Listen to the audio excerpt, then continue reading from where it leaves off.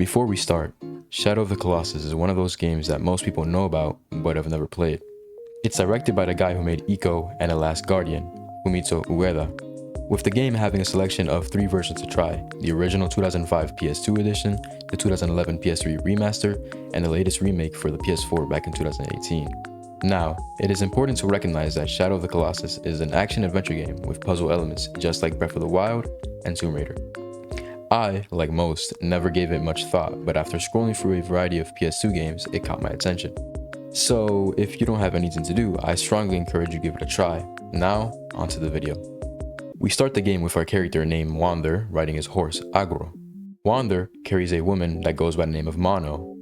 It is revealed that Mono was sacrificed due to her cursed fate, and Wander will do anything to bring her back, even if it means listening to the ominous Dorman. The fact that Wander is even arriving at the cursed land is a sin, especially to perform the ritual to bring back Mono. For this, Wander is being followed by the men of his tribe in the hopes to stop her revival.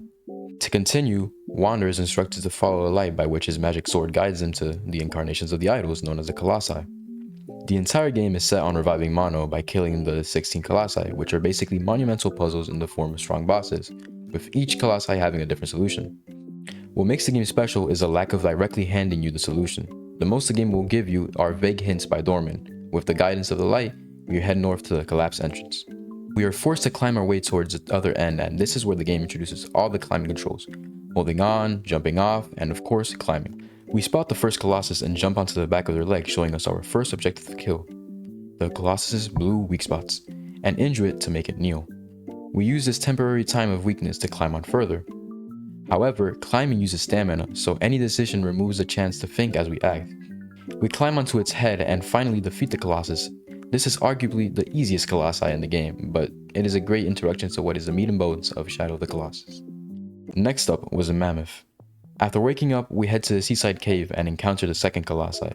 We use our bow to shoot at the Mammoth and notice that under its feet there is a glowing green. It raises itself to attack us, but we shoot at the green and make it fall. We climb onto its arms, leading us to its behind where we stab until the weak spot vanishes. We carefully head towards its head and defeat the beast. Although simple, this Colossus already teaches us that we can't just jump around or attack any particular area without any reason. The following Colossi is a knight. The way to the knight is a beautiful one, which has you swim across a lake and walk up a stone spiral. Once on the spiral, you jump onto a ledge and onto the battle arena.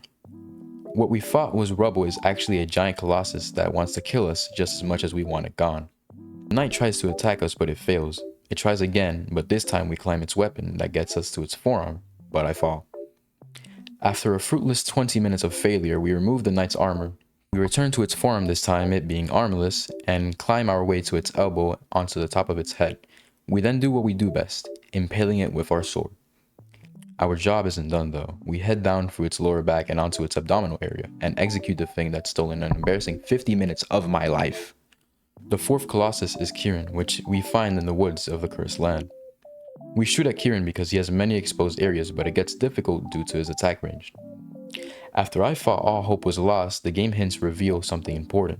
We should go underground. Before arriving at Kirin's domain, there is an underground divot in the ground with 4 connected corners. This might sound obvious, but this hint opened my eyes to the fact that we can use our surroundings to our advantage. With Kirin now focused on us possibly being underground, we use this distraction to race towards his hanging jewels to stab its neck, and like always, its head to kill it. Kirin falls while we triumph. With the souls of the fallen Colossus haunting us, we head to our next target, the bird. I'm not kidding, by the way, these are the official names. The bird creepily watches us as it perches on a tower. We swim until we find a stable open area to shoot arrows at the bird as it soars for the skies angrily. It circles us, until eventually charging head on at us. We use this moment to jump onto its wings. Rapidly flying and clearly afraid, we completely injure one of its wings. We go towards the other wing but fail because of our towering strength. We go at it again, and this time we're full of determination and attack the remaining wing. The bird falls into the water, never to be seen again. Departing from Agro into the subterranean area, we adventure onto our 6th victim, the second Minotaur. The difference between this Minotaur and the first is that this one is much more aggressive and is 30.1% bigger. We flee from this Colossus, but he breaks the wall that we stand on. I make it onto the Minotaur's hand, but his strength quickly tires us out and launches us into the air, leaving Wander nearly dead. Out of options from this wild creature, I have no choice but to run away and recover. After we heal, the Minotaur crouches down looking for us. Unexpected for it, we run and jump onto its beard and swiftly climb towards its head to receive our vengeance. After a quick intervention, we do the same thing again and deplete its remaining health via a stab in the back. After killing the Minotaur, the sword guides us to some underwater ruins. At the top of the tower, we notice 3 glowing orbs in the water. Obviously not a good sign, but the Colossus can't just die on its own. The giant eel is not necessarily bothered by us, but we are, so we wait until it's above water and climb onto its back. This allows us to stab the areas that are dangerous to us, the electrical rods, which I called orbs earlier. After finishing up the final rod, we climb onto its head and finish it off. This Colossus was simple, yet fun. Similar to the eel, this Colossus, known as Yamori B, is located in some ancient ruins. The giant Colosseum is home to the gecko-looking Colossus, and its power is terrifying. Yamori B has electrical powers as well, but it dispenses it through the air, working more as a poison, which if careless can kill you quickly, which is what happened to me. After noticing the gecko's weak spot on its underside, I think of the only plan I can. Heading towards higher ground to try and make it fall like a turtle, and it worked. I attack Yamori B's weak spot for the first time and drain half its health. I repeat the process of flipping the Colossus and I kill the defenseless beast. Next up was Kame. Kame was located in a cave with multiple geysers near it. To be honest, I was lost at what I had to do for a while. I would shoot at Kame with arrows while losing health to its attacks. I died, and with the help of vague hints, I brought it towards the geysers and made it stumble. I attack its legs, and while it falls over and climb onto its back, I finally kill the beast through the head. Narga wasn't too difficult. Being located in a sand cave, its domain is fully there to patrol. If it wasn't for aggro, we'd die every single time to Narga, fully because we like the speed to outrun it. However, as Narga is chasing us, we use this open attack to shoot directly at the beast's eyes. Now temporarily blinded, the beast crashes against the wall, and like always, we climb onto their fur and do as much damage as we can until it retreats. We do it again until Narga has taken their last breath. While we are headed to the next Colossus, we have to station aggro on the surface as we travel down to Leo's lair. We cross the pond and journey inside. Leo is a fast Colossus resembling somewhat of a rabid dog. We're stuck at what to do because no matter how long or where we step outside, Leo will always catch up and attack until you're dead. So much so that it managed to knock me off. Now climbing onto the flames, Leo foolishly attacks the furniture and knocks over a torch. We grab the torch and scare Leo into falling off its home. Now very hurt, we ride onto the beast's back and finish it off. Carefully traversing the edge of the canyon with aggro, we journey to the outside of the flowing waterfall and climb our way inside. Swimming across the huge lake, we wake up the Colossus, Poseidon. While trying to swim away from Poseidon, we notice climbable fur on his back and we climb up. But what's this? Poseidon doesn't have a weak spot on his back, so what do? We jump off and hide from it because of its rapid attacks. Poseidon, now angered, raises its arms hoping to attack us.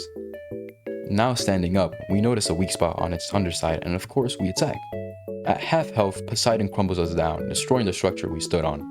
But with our objective now understood, we do the same thing again and strike the Colossus down, permanently into the water it came from. Honestly, I believe this is the coolest fucking boss in the game, Snake. Snake is a flying serpent that, just like Narga, can traverse through sand. Aggro is a necessity for this boss fight because of similar reasons, where it's too slow. Anyways, chasing after Snake, we see its glowing white sides under its stomach. We shoot at it and it deflates. When the final one is broken and it lowers its guard, giving us the chance to climb on. Ascending onto its back, we see a weak spot and destroy it. To our dismay, Snake gets scared and runs away into the sand, temporarily knocking us out. We get back on aggro, shooting the sacks again, and this time we jump on the top of Snake to find the remaining weak spot. We find it and finally demolish the sky serpent. After defeating Snake, we make our way to the fallen ruins that Cerberus calls home. As we explore the fallen ruins, Cerberus notices us and quite frankly, knocks me the fuck out like a high schooler at their first party. Cerberus resembles Leo, but he is much more aggressive. We try and run away because if this guy catches you, it's basically a slow, irritating death 99% of the time. We climb onto the top of the tower. Expectedly, Cerberus knocks it down. We do the same thing over and over again, hoping all the destruction gives it brain damage. Eventually, we get on the tower that Cerberus destroys.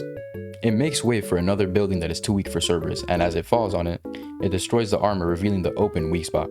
We jump onto Cerberus's back, killing it and cementing its body in the ruins of its home. The penultimate Colossus is the third and final Minotaur, but this Minotaur is built different. This Minotaur is sluggish but strong, as getting close will end in you getting stomped out. With stomping being the Minotaur's favorite attack, we trick it onto stomping on a large tile that, when lifted, lets us climb to the second floor of the building. Waiting for it to attack again, we use the broken slabs to climb to the third floor of the building. When we climb to the bridge, however, this makes the Minotaur go wild and break the whole thing down. We get back on the broken bridge, and as the Minotaur gets close, we jump on its head until we're done with the first weak spot. We injure its elbow and find out its final weak spot is located smartly on its hand. We climb onto its hand while it tries to destroy us, but not before we kill it, the last Colossus before the final boss. For the final Colossus, Dorman tells us the ritual to revive Mono is nearly over, but someone stands in the way and our timer's running out. Nevertheless, we head north through the canyons into the final area. We open the doors by shining a light through the glass with our magic sword. We go up the stairs with Agro and cross the bridge, but we sadly lose her, our precious steed, Agro the horse. With our companion lost and the exit destroyed, we have no choice but to proceed. We climb the walls, the moss, and the pillars that lead to the boss arena, the final Colossus, Elvis. We evade Elvis's first attacks by jumping into the underground passageway. We take cover through the first segment and carefully avoid the array of attacks. We jump into the second passageway, which leads to a very long ledge which we have to pass through in order to not get thrown off. This leads us into running through the final passageway. We climb our way to the second segment, and even more carefully than before, we dive into the tunnel that leads us onto the absolute parkour nightmare that is Elvis. We climb onto his lower back and annoy him to the point that we climb onto his hand and stab his bicep. This brings us to the other hand. Very carefully, we jump from his right hand onto the stone ledges on his chest. This part is tricky simply because the bastard hates being climbed on, so your stamina runs out before you do anything. But with some strategic movements, you can actually stay on his back indefinitely. We stab his trap to annoy him further, and without any second thoughts, we climb onto his head. To give him the pain, the misery, the hours lost finding out how to survive, and for our amazing mare, Agro. Elvis lives no longer. I purposefully left out one detail though. With every Colossus murdered by Wander, he absorbs the darkness of these monsters. If you guys noticed, with every kill, Wander's appearance changes, most noticeably being his hair. The ridiculous tribesmen and the soldiers that were on Wander's trail returned and are now in Dorman's temple. They witness the idol of Elvis being destroyed and see that they're too late for the ritual. The men of the tribe are seen chanting to Mono to try and reverse her resurrection. Unlucky for them, Dorman teleports Wander and magic sword to the temple. As the tribesmen reprimand Wander for stealing Mono's body and going into the cursed land to revive her, they shoot at Wander's leg to kill him. They stab him in his chest. If you've watched up to this point of the video, I'm sad to say Dorman has taken over Wander's body. As Dorman awakes, we defend Mono. However, the tribesmen escape and throw the magic sword into the water, removing all the darkness from the temple which separates Wander from Dorman. Wander, with the ounce of strength and control he has left, wants to see Mono one last time. Sadly, this proves to be futile and Wander is gone.